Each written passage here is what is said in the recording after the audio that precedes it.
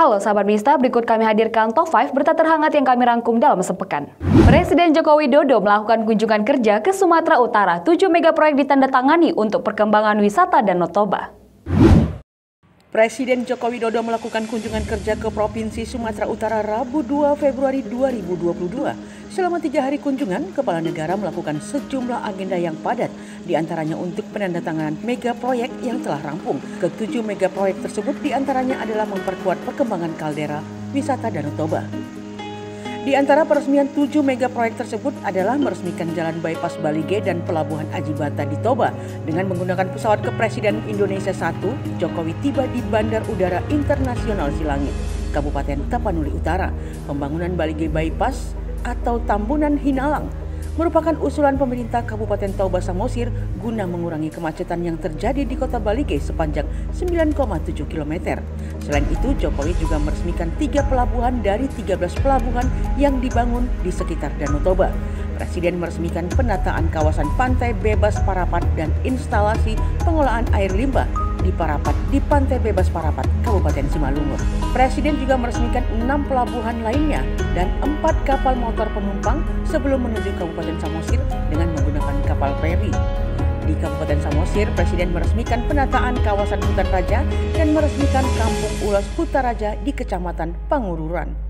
Lawatan Jokowi ini didampingi Menteri Koordinator Bidang Kemaritiman dan Investasi Luhut Binsar Panjaitan serta Menteri Pariwisata dan Ekonomi Kreatif Sandiaga Uno. Kementerian Perhubungan membangun sebanyak 13 pelabuhan penyeberangan untuk mendukung kawasan strategi pariwisata nasional Danau Toba, Sumatera Utara. Pelabuhan tersebar di 7 kabupaten.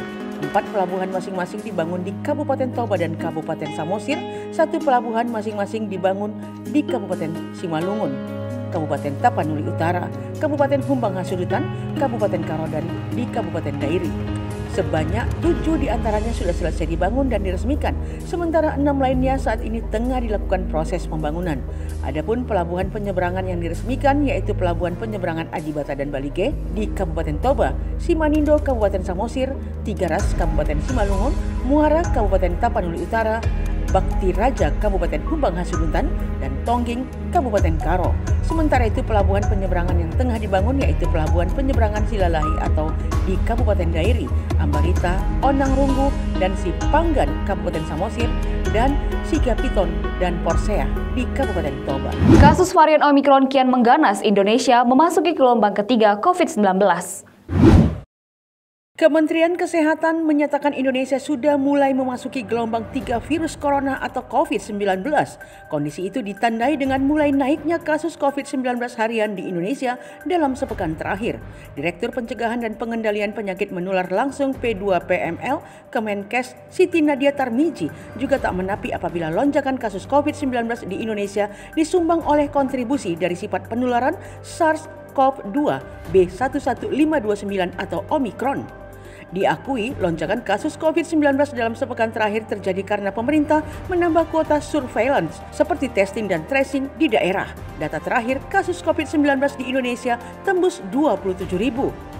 Kondisi ini menyebabkan pemerintah mengimbau agar pelaku usaha melakukan lockdown atau penutupan kantor secara terbatas dan sementara apabila ditemukan klaster baru COVID-19 serta membatasi diri dalam interaksi dengan rekan kerja.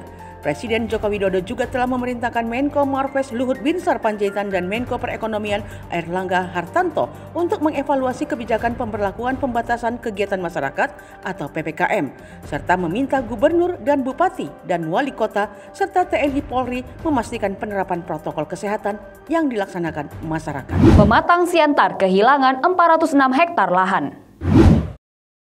Menghilangnya luas areal kota Pematang Siantar sebanyak 406 hektar terungkap dalam pembahasan Ranperda Kota Pematang Siantar tentang RT/RW. Anggota DPRD Kota Pematang Siantar Daud Simanjuntak mengancam akan menggugat pemerintah Kota Pematang Siantar karena dinilai teledor membiarkan areal wilayah Kota Pematang Siantar yang ada di Kecamatan Siantar Martoba menjadi areal Kabupaten Simalungun. Luas areal tersebut mencapai 406 hektar. Ancaman itu dilontarkan Daud dalam rapat Komisi 3 DPRD yang melakukan pembahasan pembahasan rancangan peraturan daerah tentang RT/RW Kota Pematang Siantar. Menurut Daud, bukti sejarah dan autentik hukum keberadaan luas dan areal Kota Pematang Siantar ada di peta Perda nomor 01 tahun 2013 dan Perda itu juga melalui tahapan sampai ke tingkat kementerian. Berkurangnya luas wilayah Kota Pematang Siantar itu, menurut dugaan Daud, karena faktor kemalasan pemerintah Kota Pematang Siantar untuk meneliti atau mungkin tidak peduli hilangnya luas area Pematang Siantar, diantaranya di Tambunan Nabolon yang masuk ke Simalungun. Kepala Bagian Tata Pemerintahan Sekretariat Daerah Kota, Titi Notika menjelaskan, berkurangnya luas wilayah itu terjadi seiring adanya berita acara kesepakatan nomor 33 BAD 1 5/2001 yang ditandatangani dalam rapat yang dihadiri pihak pemerintahan Kabupaten Simalungun, Pemko Pematang Siantar, Pemerintah Provinsi Sumatera Utara, Badan Informasi Geospasial, Ditopat, Inspektorat Jenderal Kemendagri dan Ditjen Bina Administrasi Kewilayahan. Pertemuan itu membahas batas Kabupaten Simalungun dengan Kota Pematang Siantar Provinsi Sumatera Utara. Sedangkan yang disepakati adalah pemerintah provinsi dan pemerintah kabupaten kota yang berbatasan terhadap titik koordinat yang telah ditentukan oleh Badan Informasi Geospasial yang sepakat terhadap penarikan garis batas. Hasil kesepakatan lainnya adalah pemerintah provinsi dan pemerintah Kabupaten Simalungun dan Pemko Pematang Siantar sepakat untuk melanjutkan ke dalam draft peraturan Menteri Dalam Negeri tentang batas daerah antara Kabupaten Simalungun dengan Kota Pematang Siantar dan telah melakukan penandatanganan peta kesepakatan batas daerah. Namun, berita acara terkait batas wilayah itu, kata Titonika, masih dapat dirubah. Kecelakaan maut di Humbangan Sundutan tewaskan 6 orang, sebuah mobil menabrak gundukan batu dan truk berisi LPG. Sebuah mobil Honda Civic BM1649AI mengalami kecelakaan di Jalan Umum Dolok Sanggul, Pakat, kilometer 0203, tepatnya di Desa Huta Bagasan, Kecamatan Dolok Sanggul, Kabupaten Humbangan Sundutan pada Kamis 3 Februari 2022 dini hari. Akibatnya 6 orang penumpang mobil tewas di tempat.